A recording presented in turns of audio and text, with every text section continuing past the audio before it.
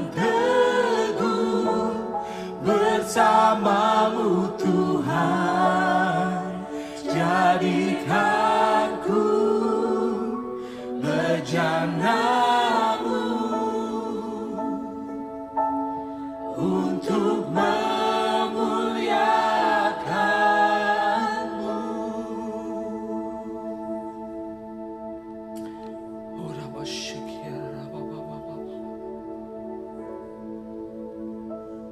Tuhan Yesus, kami jemaat-Mu datang ke hadirat-Mu Tuhan.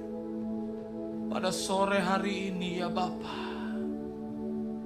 kami rindu untuk lebih dalam lagi mengenal hati-Mu Tuhan.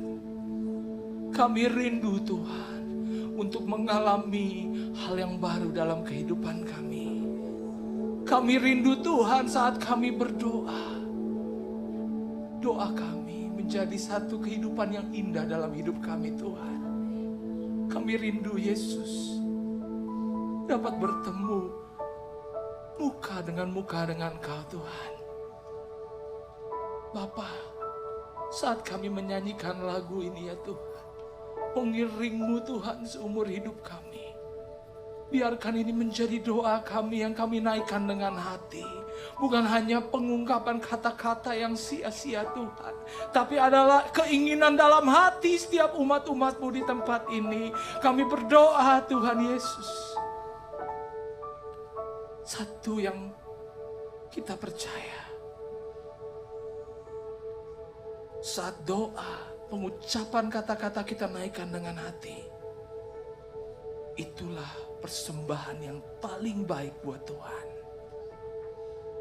Kaulah yang terutama dalam hidup kami Yesus. Kaulah yang terutama Tuhan. Yang terutama di dalam hidup ini, meninggikan nama Yesus. Yang terutama di dalam hidup ini, memuliakan nama-Nya. Sekali lagi katakan, yang terutama di dalam hidup ini, meninggikan nama Yesus. Terutama di dalam hidup ini, memuliakan nama-Nya. Haleluya, haleluya. Saya mencintai Yesus. Haleluya, haleluya. Saya mencintai Yesus. Mari katakan haleluya.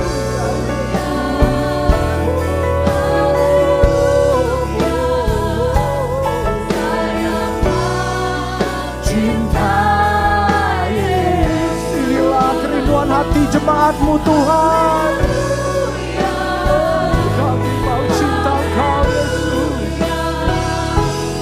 Saya mencintai Yesus. Oh haleluya, haleluya. Saya mencintai Yesus. Haleluya.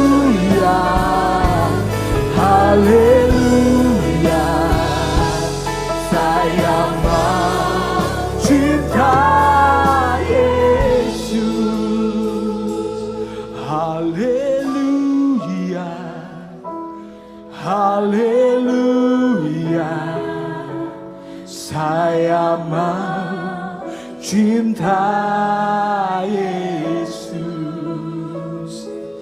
Haleluya, haleluya, saya mencinta Yesus. Oh ya Rabbi, Shekinah Rabbi, kami mau mencintai Engkau lebih lagi Tuhan.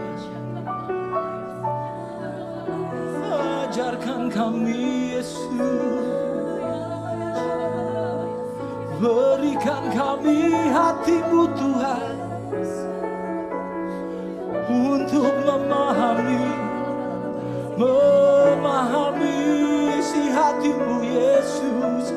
Oh, ini kerinduan kami Tuhan, ini doa kami Yesus, menyenangkan hati-Mu Tuhan, pagi, siang, dan malam, hanya untuk-Mu. We worship You, Jesus. We want to worship You, my holy God. Oh Jesus,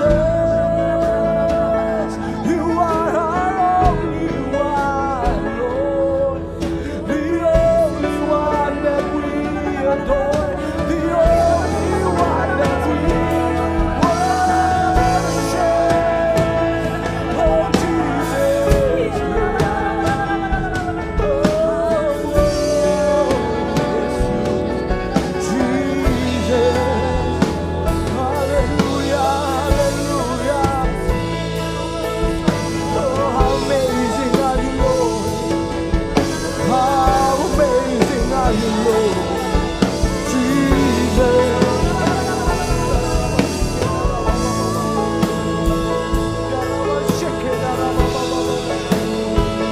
terima kasih Tuhan, terima kasih Yesus, terima kasih Yesus. Bapa, Engkau yang tahu hati jemaat-Mu di tempat ini. Engkau yang mengerti lebih dalam Tuhan akan setiap kami. Bapa, kami sadar kalau kami boleh ada di tempat ini sore hari ini Bapa, karena kami tahu Engkau ingin berbicara pada setiap kami.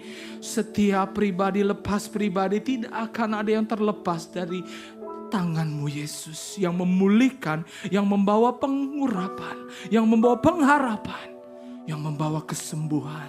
Ya Bapa, kami percaya, kami mau berdoa sore hari ini sebelum firman-Mu dibagikan Tuhan. Buka hati setiap kami yang mendengar Tuhan. Berikan kami pencerahan.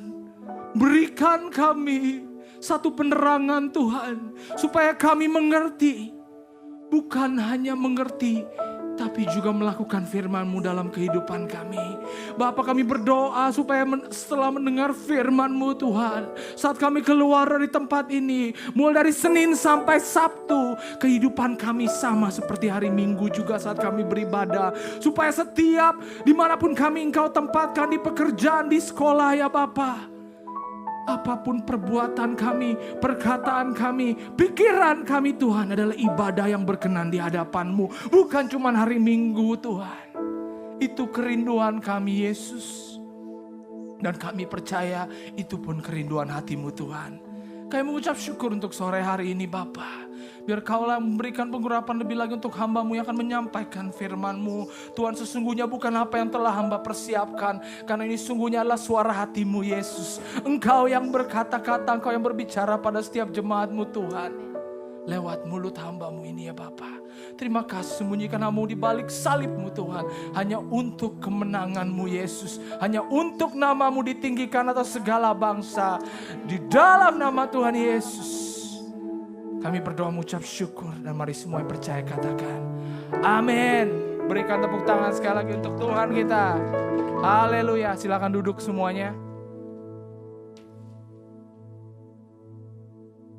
Haleluya, luar biasa. Apa kabar semuanya? Baik? Waduh, kita lagi summer.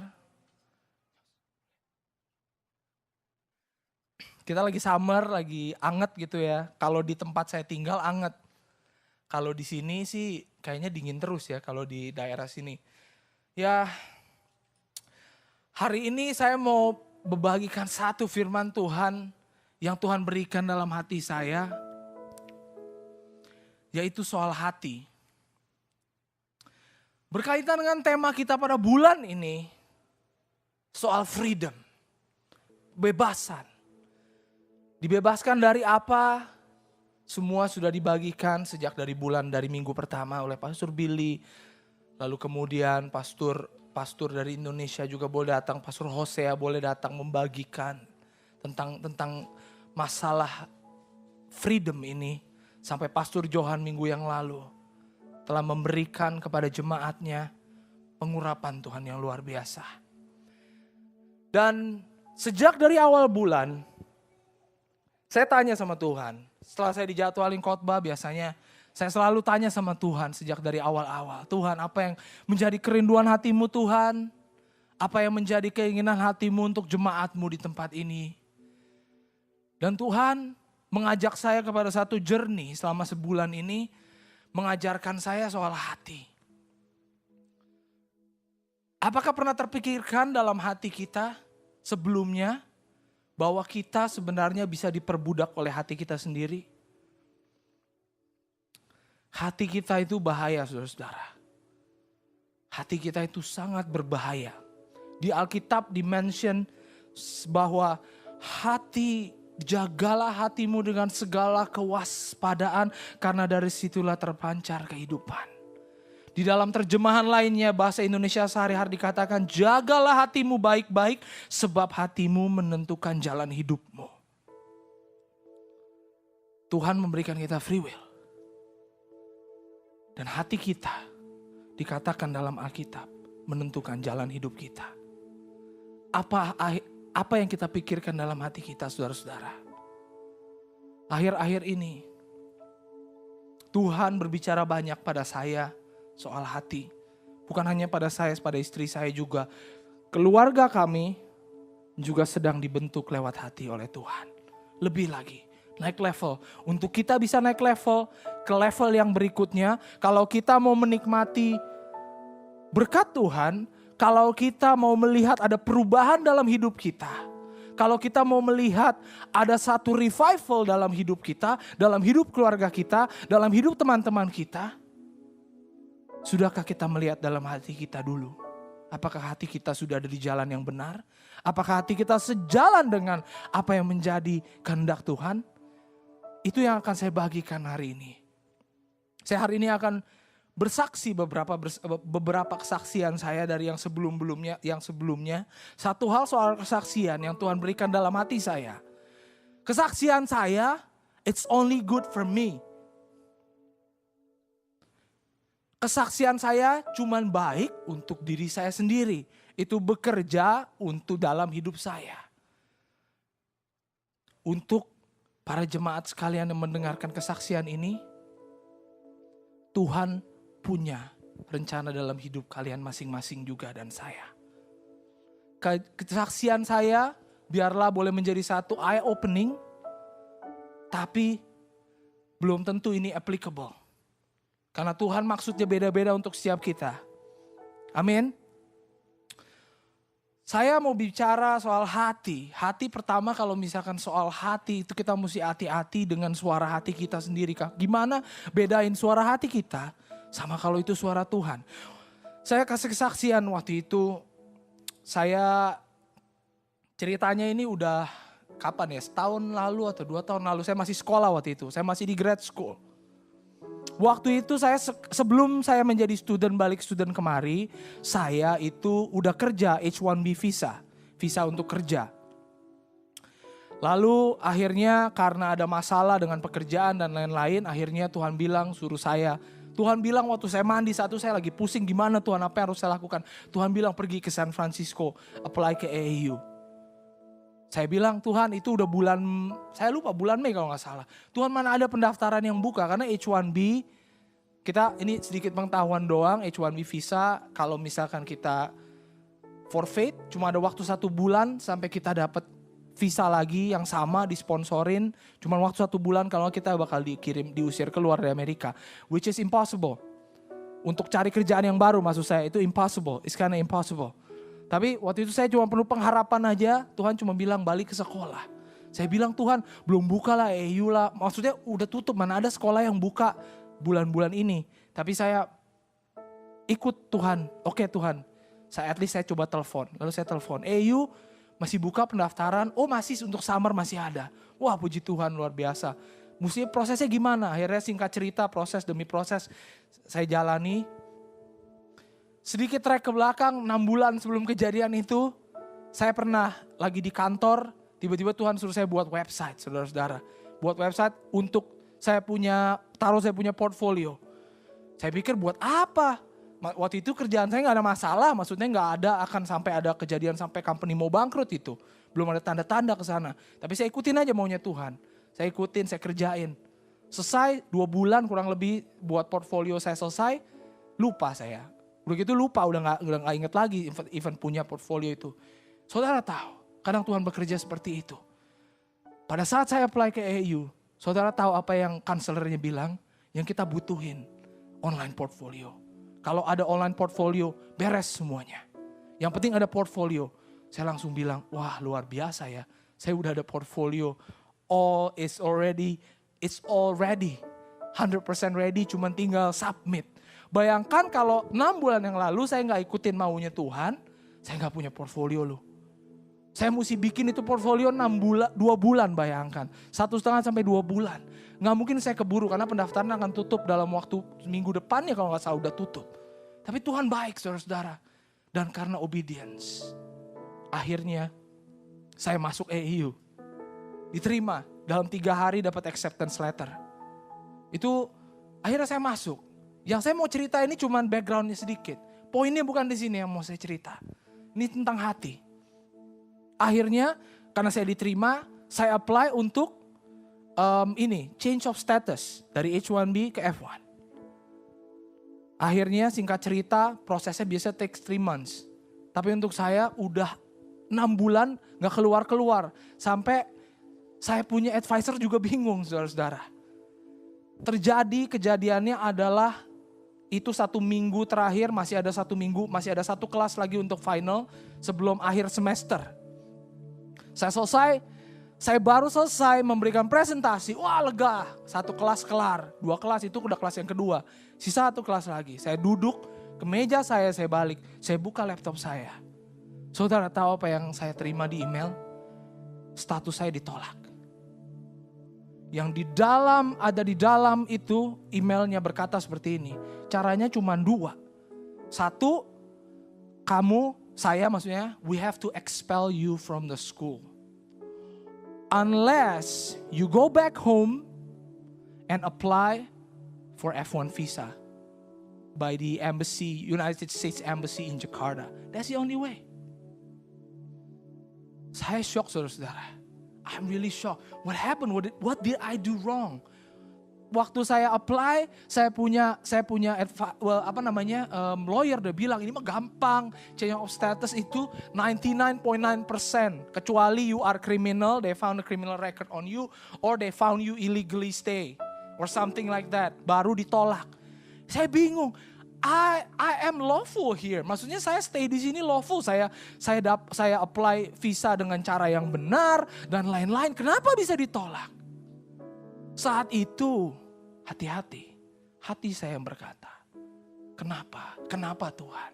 Kenapa? Semuanya kenapa? Saya nggak salah, kenapa saya harus ngalamin ini? Saya nggak salah, kenapa saya harus ngalamin hal seperti ini? Itu hati. Di sini dimana kita harus hati-hati. Saya belajar itu hati saudara-saudara.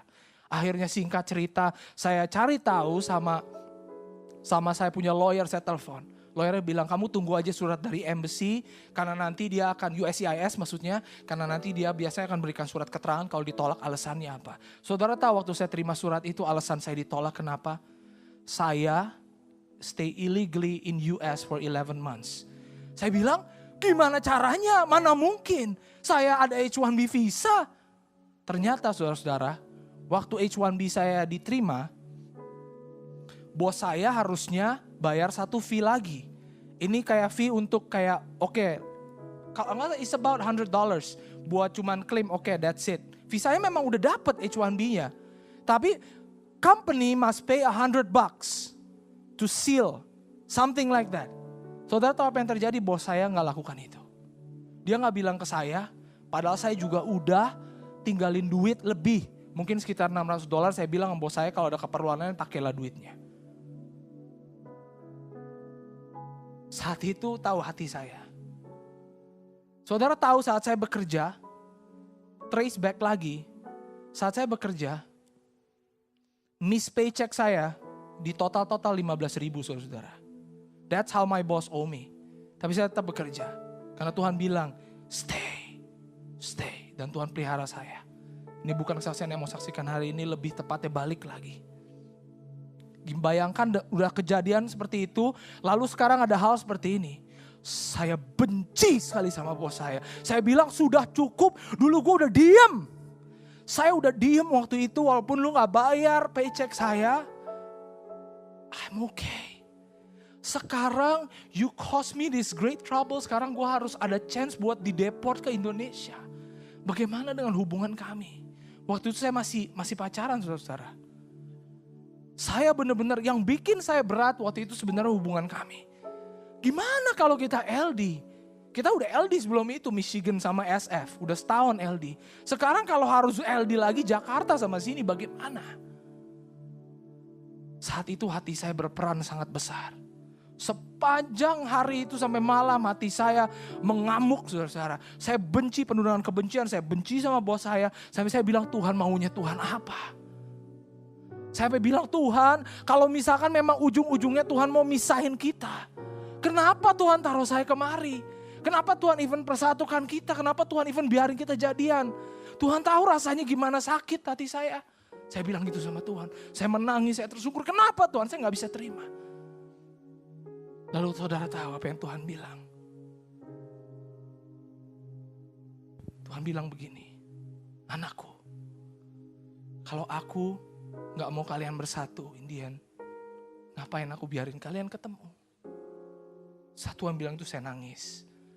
Bener juga ya. Terus Tuhan bilang lagi, saat saya sadar, saat saya tahu itu hati saya tadi yang berbicara. Sampai akhirnya saya mendengar suara Tuhan. Saya sudah tahu Tuhan, ya benar tadi suara hati saya. Jahat isinya. Isinya penuh dengan kebencian. Isinya penuh dengan kemarahan. Isinya penuh dengan kekecewaan. Ampuni saya Tuhan. Saat saya berdoa seperti itu, Tuhan ngomong panjang lebar. Tahu saudara Tuhan bilang apa lagi? Tuhan bilang begini ke saya. Kalau saya gak mau kamu balik ke Amerika, saya bisa bikin kasus ini kejadiannya 3 bulan, 4 bulan yang lalu. Tengah-tengah semester. Kalau itu kejadian saat itu, you have to fail all your class. And then you have to go back home. Semangat saya akan hilang, saudara-saudara. Bayangin saya udah fail, 4 kelas saya ambil saat itu semuanya harus fail. Dan saya harus pulang Indonesia. Kalau saat itu kejadian, bayangin saya udah pay over $10,000, saya hilang $10,000, saya akan kehilangan semangat saya. Tapi Tuhan tuh baik. Tuhan bilang, makanya sekarang baru kejadian 1 minggu sebelum final selesai. Ada waktu, Tuhan bilang kamu selesain final kamu 1 lagi, tinggal 1 lagi, do your best and go back home to Indonesia. Tuhan belum bilang sih kamu bakal balik. Tapi Tuhan bilang begitu. Dan hati saya langsung kayak, wah luar biasa. Saya dari galau sampai benar-benar saya pikir udahlah fail 1 kelas ini gimana bisa semangat, gimana bisa saya konsentrasi. Saya lakukan yang terbaik saat itu, harus syuting film lagi, harus bikin iklan yang lucu-lucu. Ide saya waktu itu iklan yang komedi parodi begitu. Bayangin kalau tadi hati saya galau, mana mungkin saya bisa execute hal seperti ini. Tapi Tuhan baik, Tuhan berikan seperti itu.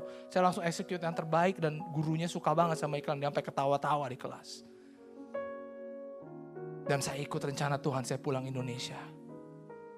Ini kesaksian yang saya mau berikan. Terkadang kita sulit membedakan mana suara hati kita dan mana suara Tuhan. Dan ini adalah satu peringatan juga, hati-hati dengan hati kita saudara-saudara. Saya pun sendiri, untuk kita semua di tempat ini, kita jaga hati kita, supaya kita sejalan dengan Tuhan, amin. Saat kita nyanyi saudara-saudara, ini saat kita nyanyi tadi ada lagu di G ya biasanya.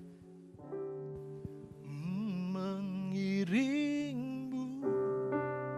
Sorry. Maaf. Nggak pas sih kuncinya. Mengiringmu seumur hidupku, masuk dalam rencanamu Bapa. Saudara tahu saat kita nyanyi lagu itu, orang yang menciptakan lagu ini, saya percaya liriknya dapat dari Tuhan. Tapi satu hal berhubungan dengan hati yang saya mau sampaikan lebih lagi pada malam hari ini. Kalau kita nyanyikan lagu ini tidak dengan hati kita, saya katakan sia-sia. Perkataan itu, mengiringmu Tuhan, itu sia-sia. Saat kita nyanyikan, kami mau mengiringmu Tuhan seumur hidupku. Apakah hati kita benar-benar berkata demikian?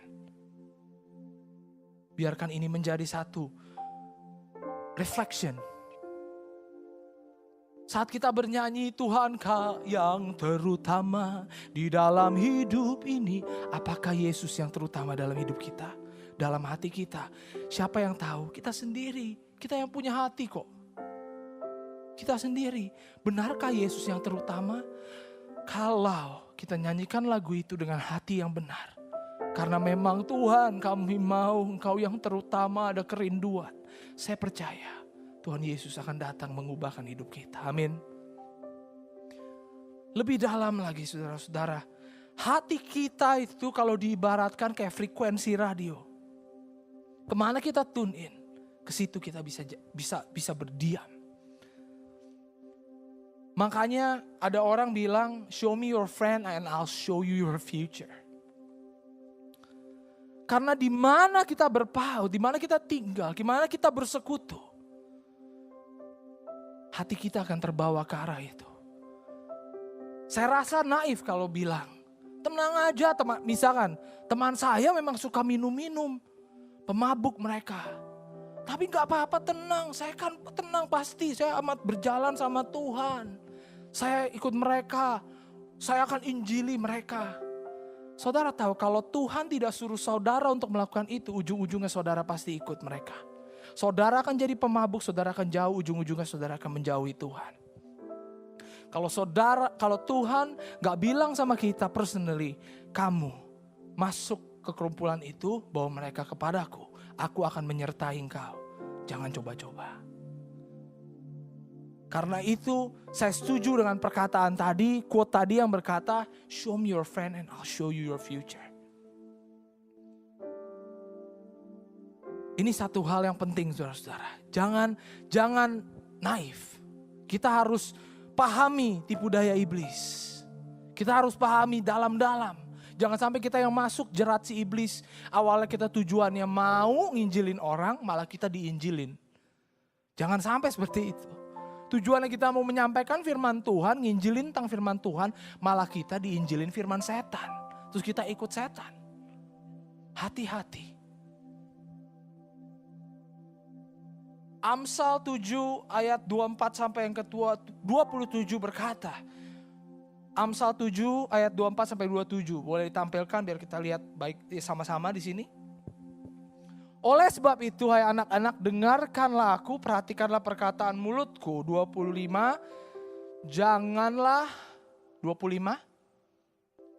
Janganlah hatimu membelok ke jalan-jalan perempuan itu dan janganlah menyesatkan dirimu di jalan-jalannya.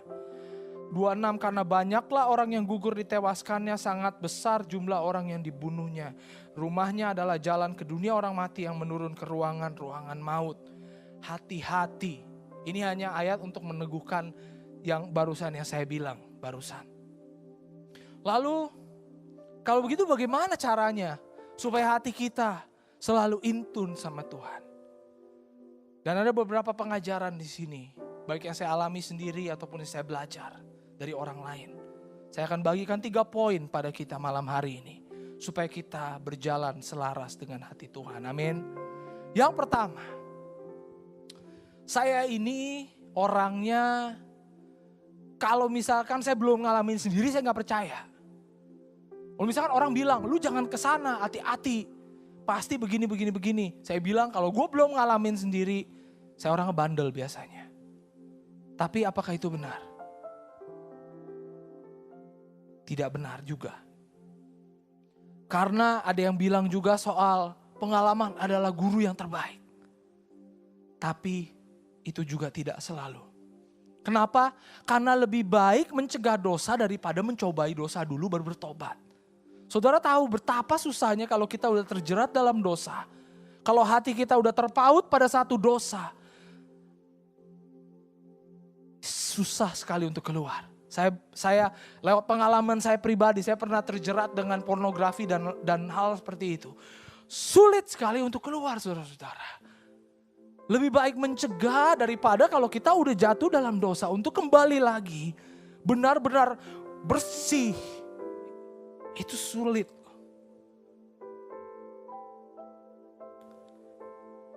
Karena itu, satu hal yang saya belajar saat ini, kita harus mau belajar dari kesalahan orang lain, willing to learn from others' mistake. Dan kalau ngomong soal hal ini, kita mau belajar dari satu hal, satu tokoh dalam Alkitab yang luar biasa dipakai Tuhan, tapi akhirnya jatuh dan mengakhiri hidupnya dengan tidak seperti dia memulai, yaitu Salomo. Kitab Pengkhotbah sudah diberikan pada saya dari awal. Saya bisa nonton, tiba-tiba saya bisa cari-cari YouTube, dapatnya khotbah tentang kitab Pengkhotbah. Saya buka kitab Pengkhotbah, kitab ini mengomong banyak. Akhirnya saya bilang sama istri saya, kita baca kitab Pengkhotbah bulan ini, dari kemarin. Dan luar biasa saudara-saudara, kita taat Tuhan.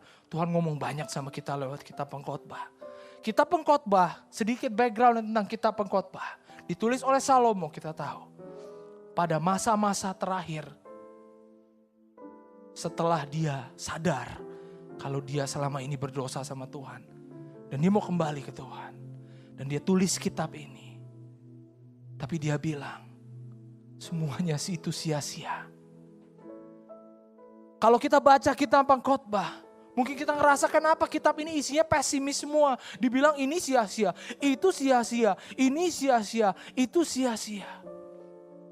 Saudara tahu kenapa Salomo berkata seperti itu?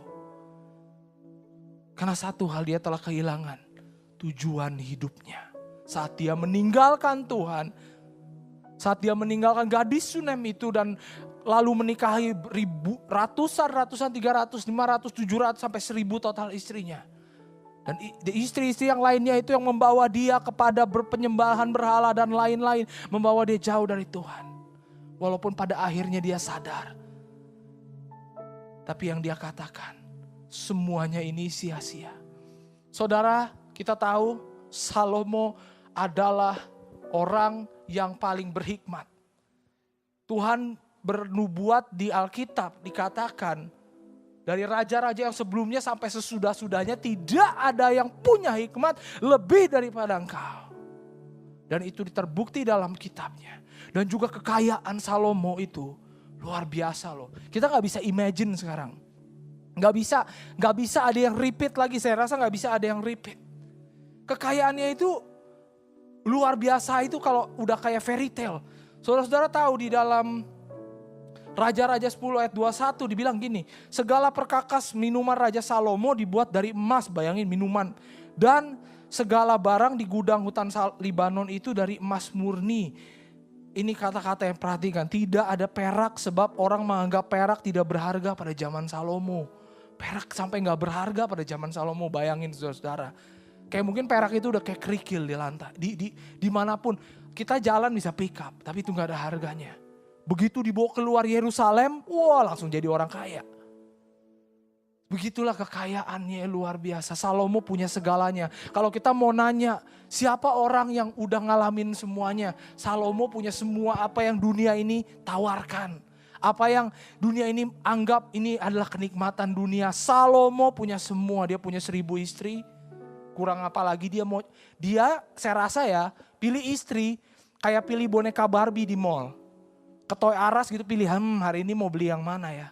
Salomo pilih istri, saya rasa begitu saudara-saudara. Salomo dikatakan punya istri dari seluruh dunia, dia koleksi loh. Jadi dia nikahin orang bukan karena dia cinta. Bukan karena dia, saya mau merawat engkau atau mau menjadikan engkau istriku. Bukan. Cuman karena dia lihat, wih cantik nih.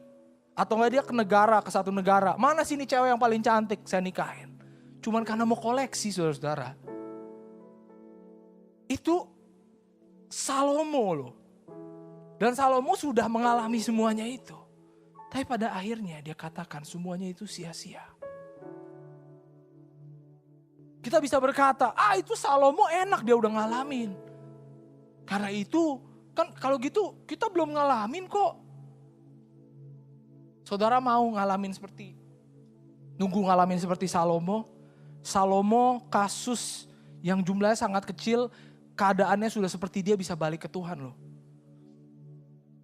Kalau kita mau berani bilang seperti itu, kemungkinan besar ujung-ujungnya kita gak balik lagi sama Tuhan. Ujung-ujungnya neraka kekal. Karena sudah terlalu jauh. Karena itu dikatakan mencegah untuk berdosa lebih baik daripada ujung-ujungnya berlutut minta pengampunan sama Tuhan, ampun-ampun. Akan lebih sulit saudara-saudara. Saya mengalami sendiri bagaimana sulitnya keluar dari pornografi. Bagaimana susahnya. Saya bersyukur kalau saya gak pernah ngalamin drugs dan lain-lain. Karena udah banyak kesaksian dari orang-orang yang kena drugs sudah bilang, jangan. Saya bersyukur saya dengerin mereka. Saya bersyukur, sangat bersyukur. Saat ini, inilah hal yang terpenting. Buat saya juga saya belajar. Mari kita belajar dari kesalahan orang lain. Mau untuk belajar. Contohnya udah ada Salomo. Dia udah melakukan dosa apa, dia udah lakukan, dia udah menyembah berhala, dia udah berzina. Jangan kita lakukan lagi. Amin saudara-saudara. Amin. Nah gitu dong.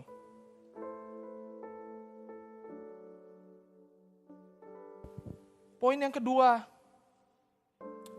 Oke, belum poin yang kedua, maaf. Salomo sebelum dia berdosa, saudara tahu kalau hatinya itu benar. Kenapa Tuhan berikan dia hikmat? Nah, karena hatinya benar saat dia meminta. Dikatakan di dalam 1 Raja-Raja 3. Dikatakan permintaan Salomo untuk meminta hikmat itu baik di mata Tuhan. Karena itu Tuhan bilang bukan hanya hikmat yang kuberikan. Tapi semua-muanya akan kuberikan. Hatinya benar saat itu. Hatinya sejalan dengan Tuhan. Dan itu yang membuat Salomo diberkati awalnya. Sampai dia akhirnya berbalik dari Tuhan. Yang diambil Tuhan dari Salomo bukan hartanya, bukan nyawanya, tapi lebih parah dari itu, tujuan hidupnya diambil. Purpose-nya itu. Awalnya purpose-nya Salomo saat dia meminta Tuhan, meminta hikmat untuk membawa jemaatmu ini Tuhan, untuk memimpin jemaat Tuhan yang kau percayakan. Awalnya Salomo mintanya untuk kemuliaan Tuhan. Tuhan berikan. Tapi pada akhirnya dia menggunakan hikmatnya itu untuk hal-hal yang bersimpangan dengan Tuhan. Kita sudah banyak mendengar banyak sekali kesaksian dari hamba-hamba Tuhan. Yang luar biasa dipakai Tuhan, akhirnya jatuh. Saya kenal sendiri dengan teman saya, seorang hamba Tuhan yang saya tahu dipakai Tuhan luar biasa. Dan dia jatuh juga. Saya nggak tahu kenapa dia bisa terjatuh ke dalam satu dosa. Kita udah lihat kesaksian Benny Hinn. Benny Hinn sudah memberikan kesaksian. Bagaimana dia jatuh. Waktu itu Pastor Billy udah bilang tentang satu pastor dari Korea. Karena maksud hatinya salah. Dia jatuh. Hati saudara-saudara. Kembali hati kita. Hati-hati dengan hati kita. Poin yang kedua, untuk bagaimana kita bisa tune in dengan Tuhan terus. Nomor satukan Tuhan dalam segala perkara. Set our priority in the right way. Tuhan, nomor satu. Karena di dalam 1 Petrus 5 ayat yang ke-8, salah ayat. 1 Korintus 10 ayat yang 31 berkata, saya mau ini dimunculkan, 1 Korintus 10 ayat yang ke-31.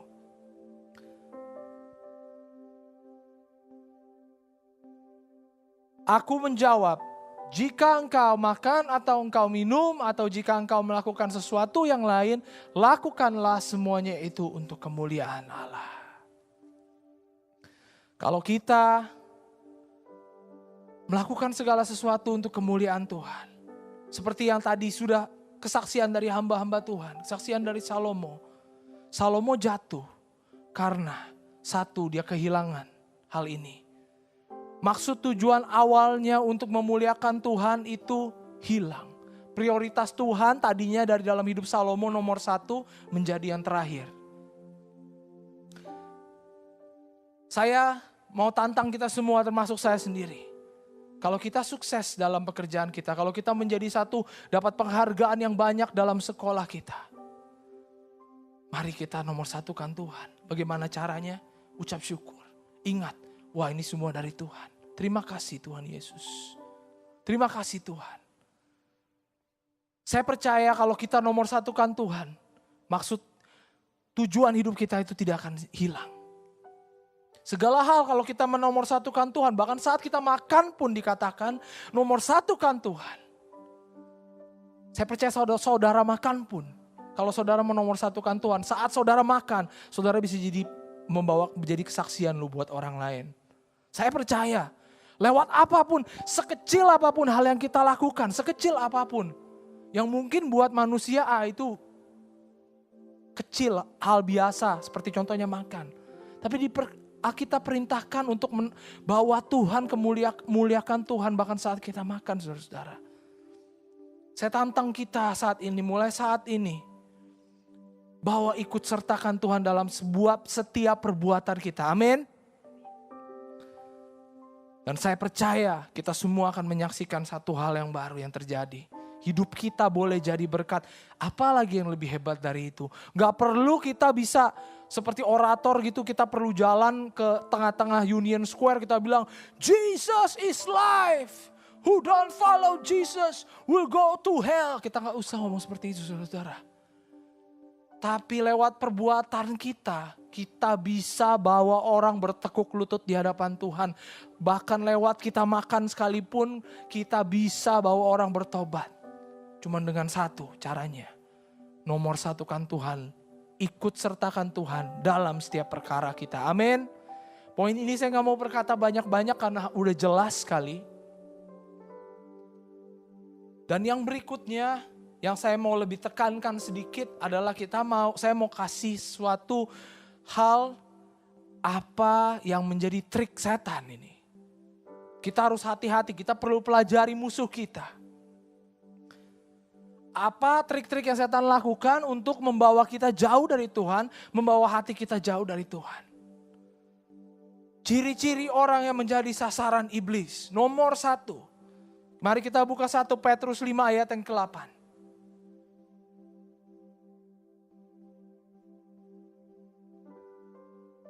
Sebentar ya.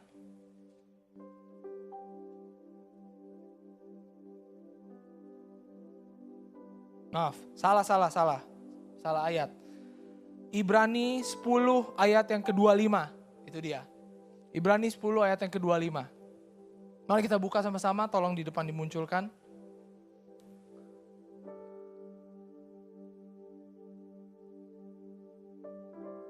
Oke, saya bacain aja ya.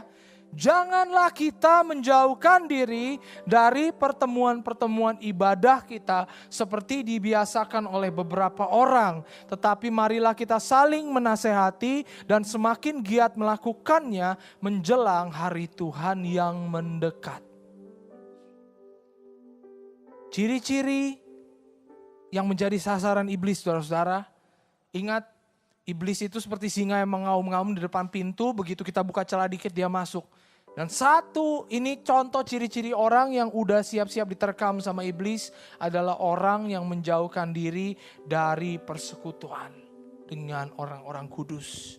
Yang menjauhi persekutuan dari persekutuan dengan Tuhan, dengan gereja. Kembali lagi soal hati. Kita tahu ada orang yang mungkin ke gerejanya itu mungkin gak bisa setiap minggu karena ada halangan pekerjaan. Tapi saat hati dia mau datang, rindu untuk datang. Itu benar di hadapan Tuhan. Tapi ada hati yang bilang, ya udahlah sekarang udah dapat kerja, sekarang udah dapat ini, udah dapat prestasi ini, prestasi itu. Udahlah gak usah ke gereja lagi, ini yang harus hati-hati. Ini yang harus diperhatikan. Orang-orang yang dari hatinya memang berniat untuk menjauhkan diri dari persekutuan.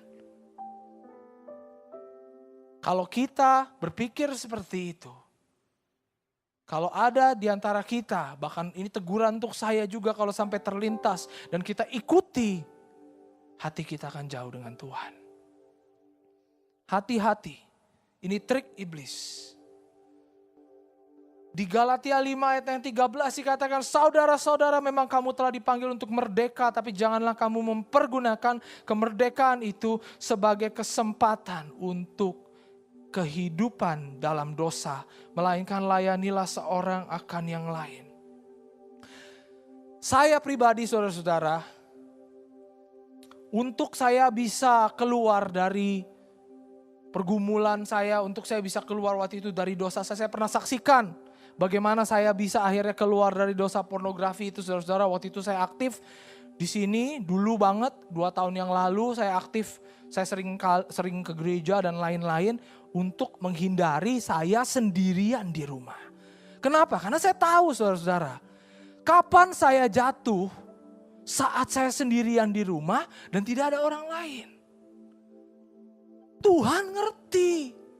Tuhan ngerti kelemahan kita, Tuhan ngerti kelemahan saya. Mungkin kelemahan saudara berbeda dengan saya.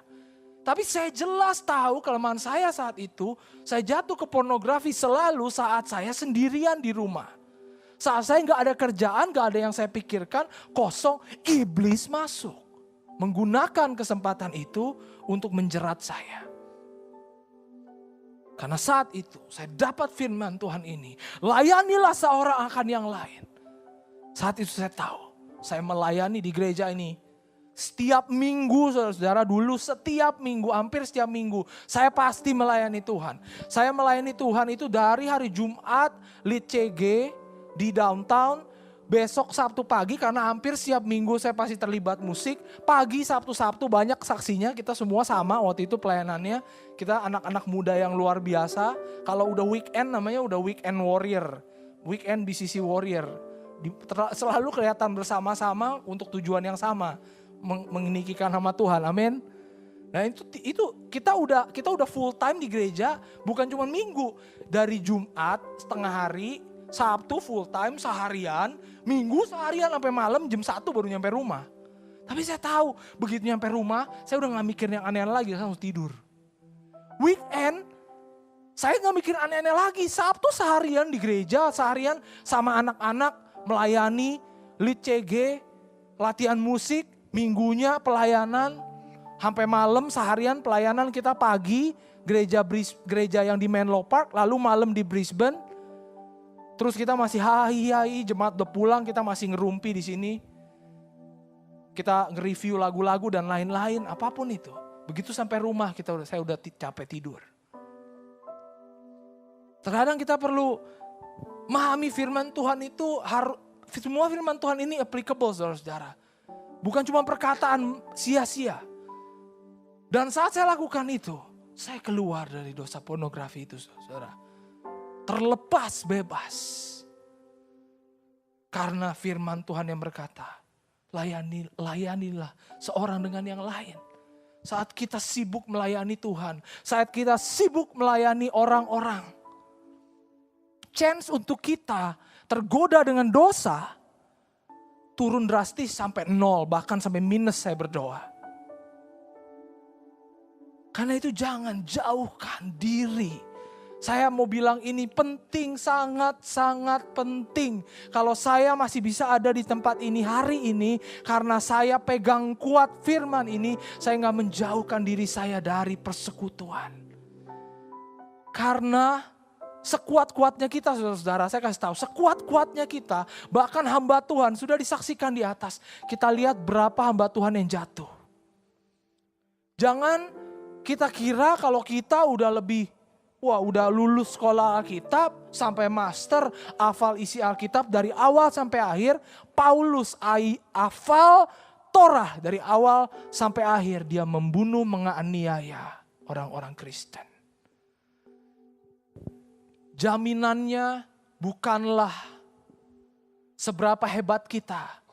Kenal, tahu firman Tuhan, hafal firman Tuhan, pelayanan dari Senin sampai Minggu. Itu tidak menjamin saudara-saudara. Pelayanan juga tidak menjamin. Sebenarnya kalau tujuannya hanya untuk pelayanan untuk mencari ketenaran atau untuk mencari sesuatu hal yang lain yang tidak berkenan dengan sejalan dengan Tuhan, itu semua sia-sia.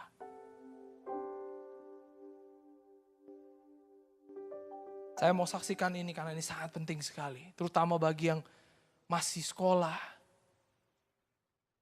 Yang masih sibuk sekolah. Tuhan nomor 1. Percaya sama saya. Saat kau menomorsatukan Tuhan, sudah banyak contoh-contoh anak-anak muda di tempat ini yang dipakai Tuhan. Saat mereka menomorsatukan Tuhan, mereka dipakai luar biasa. Di kelasnya mereka dapat prestasi yang luar biasa. Saya sudah dengar cerita Jenny, saya sudah dengar cerita dari Andro. Banyak saudara-saudara, mari anak muda. Contoh hal ini. Nomor satukan Tuhan. Saya yakin dan percaya, bukan cuma 100%, 1000%. Prestasi saudara akan meningkat luar biasa saat saudara menomorsatukan Tuhan. Amin. Terutama yang muda-muda, amin. Sama yang kerja, sama. Semuanya di tempat ini. Saya undang kita semua. Saya mau bakar lagi. Semangat kita semua di tempat ini untuk menomorsatukan Tuhan.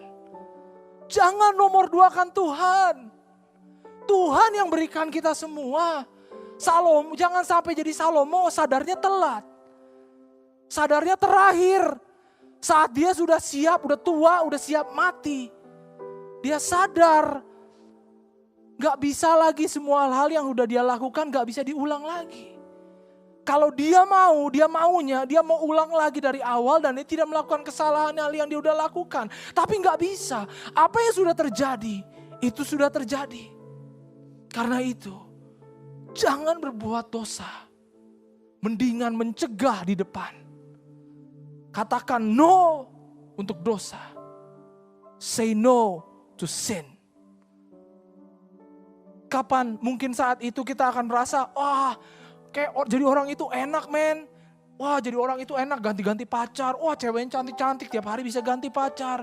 Wah orang itu luar biasa, duitnya luar biasa banyak. Tuhan lagi ngajarin kita satu hal. Saya dan istri saya lagi diajarin Tuhan begini. Lebih mending mana, di Salomo, di kitab Salomo pun diajarkan. Lebih mending mana Anda terima gaji Anda 1 juta. 1 juta rupiah contoh, ini cuma contoh ekstrimnya. UMR di Indo kan kurang lebih segitu. Anda terima gaji kecil, tapi itu benar-benar dari Tuhan. Jalan dari Tuhan, datangnya dari Tuhan. Disertai dengan berkat Tuhan, hikmat Tuhan. Atau gajinya bisa 1 M 1 bulan. Tapi disertai dengan tipu daya iblis. Dengan sakit penyakit. Dengan perpecahan keluarga. That what follow that 1 million. Which one will we choose? Mana yang akan kita pilih? Tuhan ajarin kita hal itu. Sedang membentuk kita. Saya dan istri saya sedang dibentuk dalam hal itu. Kita baru menikah.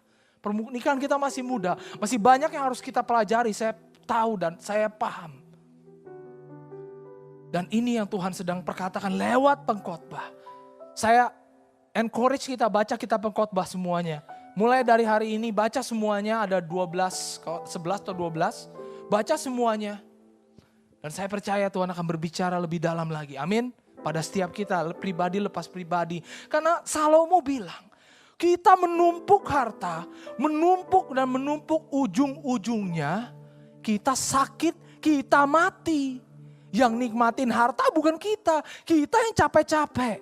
Wah, bekerja pagi, siang, dan malam, ujung-ujungnya keluarga terabaikan, pernikahan hancur, berantakan.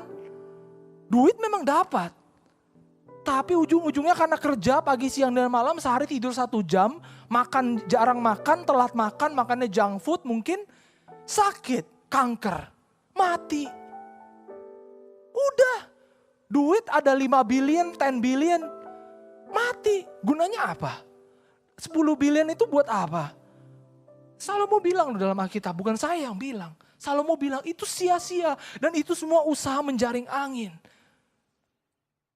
Mendingan, Salomo bilang,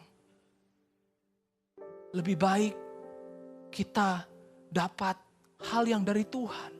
Pekerjaan yang membawa kebahagiaan katanya. Di dalam pengkhotbah berapa terang? 4 ya? 2 ya. Lebih baik pekerjaan yang membawa kebahagiaan karena itu dari Tuhan. Karena kita bahagia saat kita melakukan pekerjaan. Ingat satu hal hukum Alkitab. Dalam Alkitab, kalau dari Tuhan, segala sesuatu yang dari Tuhan pasti disertai dengan damai sejahtera. Kalau kita bekerja, kita nggak ada damai, cuman marah-marah bawaannya, cuman bikin kesel, bikin umur kita makin pendek, malah bikin waktu kita dengan keluarga kurang, kita jadi menjauh dari Tuhan. Coba kita koreksi lagi apakah itu benar pekerjaan dari Tuhan. Ini satu hal yang juga kita lagi belajar. Dan saya percaya kita mau belajar, kita gak perlu mau ngalamin dulu sampai ngalamin dulu. Ngalamin maksudnya gak enaknya, tapi kita mau belajar untuk obey dulu. Obey aja, Tuhan bilang apa kita ikutin, Tuhan bilang apa kita ikutin. Gitu, itu satu hal. Amin saudara-saudara. Hal yang kedua, orang-orang yang diincar si iblis adalah orang-orang yang punya kepahitan, kebencian dalam hatinya. Yang hatinya gak beres. Ini juga hati-hati saudara-saudara. Jangan menyimpan kepahitan. Jangan menyimpan kepedihan dalam hati kita. Itu sampah. Kalau kita simpan kepahitan itu, saya udah banyak sekali melihat pengalaman kesaksian-kesaksian orang. Orang yang menyimpan kepahitan dalam hidupnya. Kepahitan itu akan berubah menjadi cancer, saudara-saudara. Itu seperti cancer, menggerogoti pelan-pelan, gak sadar, kita jauh dari Tuhan. Tahu-tahu kita udah ada di jurang yang tidak terseberangi dengan Tuhan. Tanpa kita sadari. Karena kepahitan. Kita belajar soal kepahitan, kita belajar dari Alkitab, kita belajar dari Kain dan Habel, saudara-saudara. Di dalam Kejadian 4 ayat 1-16 bisa baca sendiri di rumah nanti tentang Kain dan Habel. Sini saya akan singkat-singkat aja. Intinya Kain marah karena persembahannya gak diterima sama Tuhan seperti saudaranya. Persembahan Habel diterima, persembahan Kain gak diterima. Kain langsung marah. Padahal satu hal yang perlu kita perhatikan, di Alkitab tidak dicatat kalau persembahannya Kain ada cacat loh. Kain dan Habel sama-sama mempersembahkan apa yang mereka harus persembahkan. Sudah benar, aturannya sudah benar. Bukan artinya Kain mempersembahkan persembahannya dia itu cacat atau mungkin enggak kurang dari 10 atau apa gitu ya. Enggak, no, tidak dicatat. Persembahan dari Kain pun adalah material ya, barangnya yang terbaik. Sama dengan Habel, tapi kenapa Kain ditolak?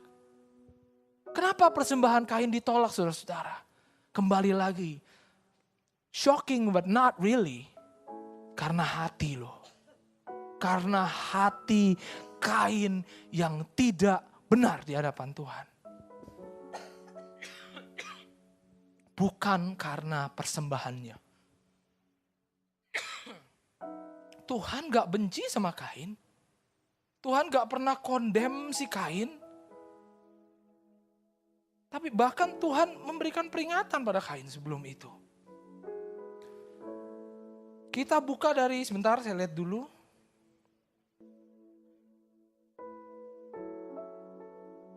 Kita buka Kejadian 4. Kejadian 4 ayat 5 sampai ke 7 ya. Di ini ya, dimunculkan tolong. Oke, 5 dulu kita baca sama-sama ya. Baca sama-sama 1, 2, 3.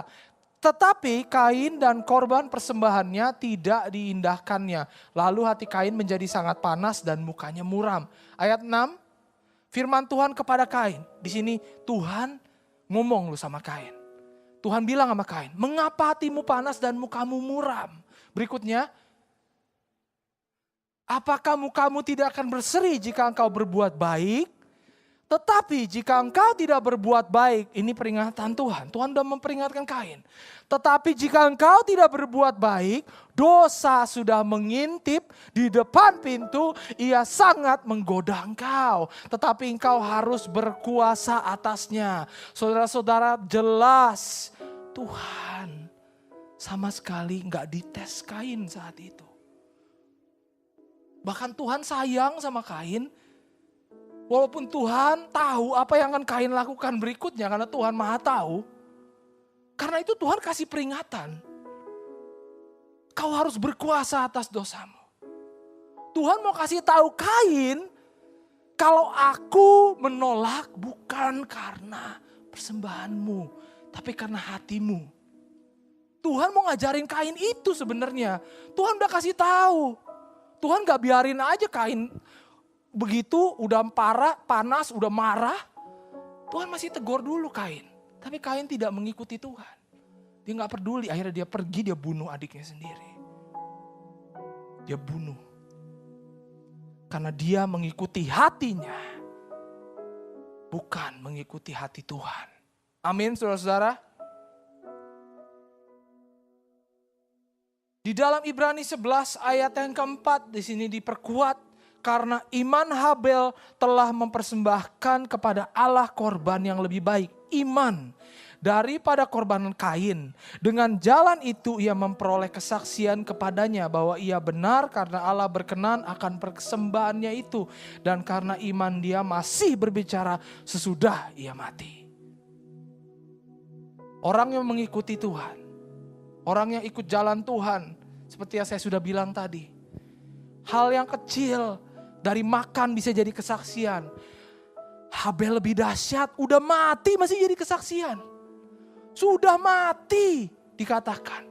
Tapi masih bisa berbicara, masih bisa bersaksi. Itulah Tuhan. Luar biasa. Hati saudara-saudara. Hati kita, kemana kita mau dipakai Tuhan. Kita mau ikut Tuhan, kita mau mengikut jalan Tuhan. Kita akan dipakai lewat hal-hal yang orang anggap sepele dari hidup kita. Bisa dipakai Tuhan untuk bawa saksi. Amin. Itu satu hal yang saya mau percaya. Bukan saya mau percaya, saya sudah percaya dan saya sudah lakukan. Tapi saya mau jadi satu hal yang saya mau kita semua percaya.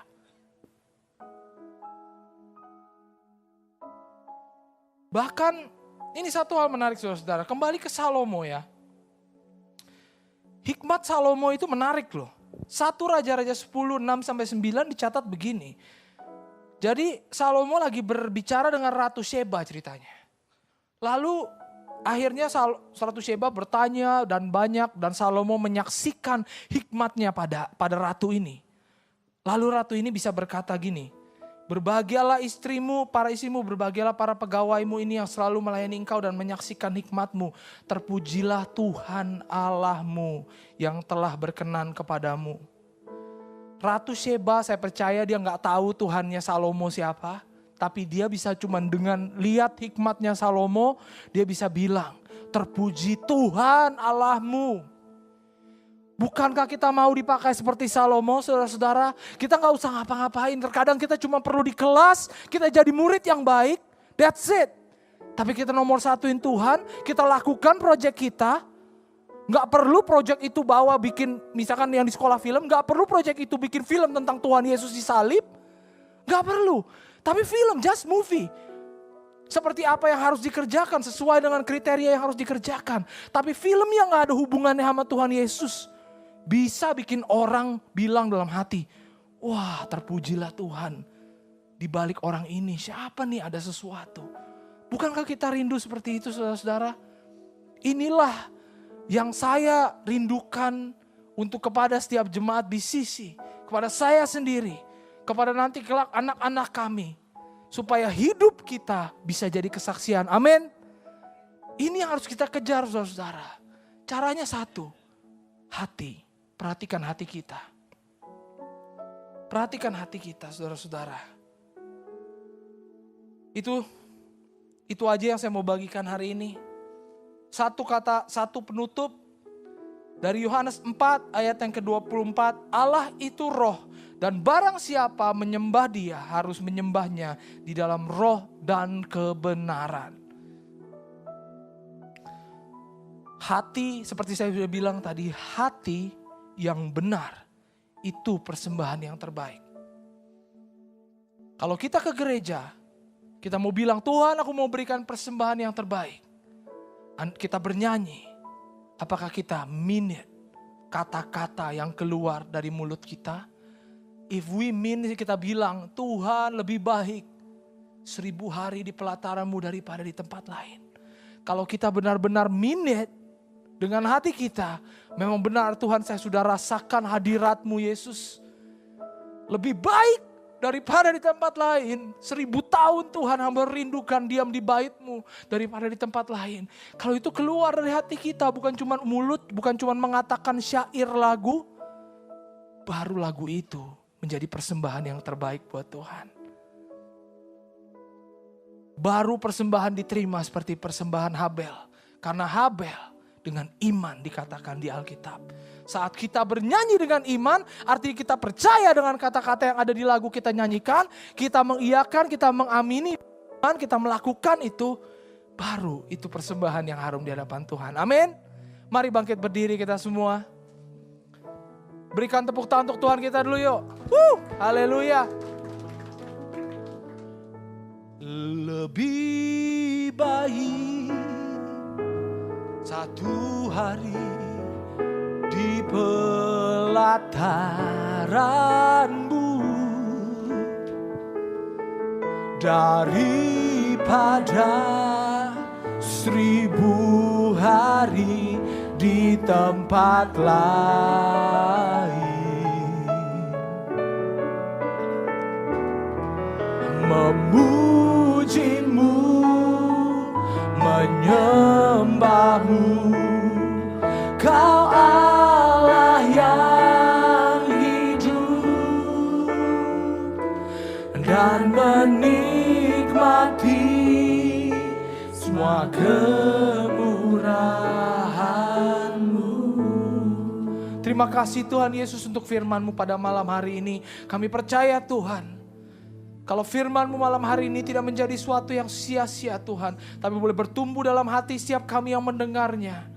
Dan kami semua Tuhan di tempat ini tidak terkecuali Tuhan, bisa menjadi pelaku firman-Mu dalam kehidupan kami. Bapa, kami mau Tuhan dipakai lebih luar biasa lagi dalam segala perkara Tuhan. Bukan cuma saat hari Minggu kami dipakai, tapi dalam setiap hari, setiap menit, setiap detik kehidupan kami mau dipakai oleh-Mu Tuhan Yesus. Kami mau hidup kami menjadi saksi, kami mau mata kami menjadi saksi, kami mau tangan kami menjadi saksi, kami mau seluruh anggota tubuh kami menjadi saksi. Tuhan Yesus, kami mau apa yang kami kerjakan menjadi saksi bagi-Mu Tuhan. Itu kerinduan kami di tempat ini Yesus. Ajarkan kami, firman-Mu selesai sampai di sini. Tapi pengajaran firman Tuhan akan berlangsung mulai dari detik ini sampai sepanjang segala abad. Sampai selama-lamanya Tuhan, sampai Engkau memanggil kami kembali. Tuhan, disitulah kami akan terus berjuang untuk supaya hati kami boleh terus ada di jalan-Mu. Doa Tuhan, doa ini ya Tuhan kami percaya, kami panjatkan di dalam nama Tuhan Yesus. Haleluya, kami serahkan waktu selanjutnya ke dalam tangan-Mu Tuhan. Biar fellowship kami juga Tuhan ada di dalam rencana-Mu. Haleluya, dalam nama Tuhan Yesus. Mari semua yang percaya katakan, amin.